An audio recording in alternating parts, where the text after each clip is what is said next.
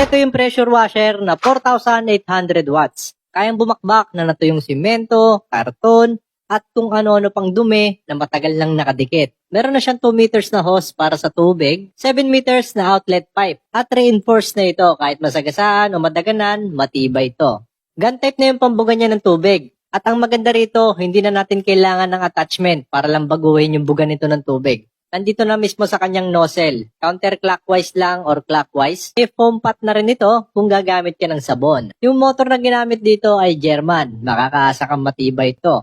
Waterproof na rin pala ito in case na naglilinis ka at nabasa mo ito. Pagdating naman sa working time, up to 35 hours mo itong magagamit ng dire-diretso. Upgraded na ito sa 3-cylinder at 18C na piston pump. Yung long range niya o yung diretso niya na buga ng tubig is umaabot up to 10 meters. Masasatisfied kang maglinis dito ng kotse, motor, aircon, carpet, sementong nalulumot,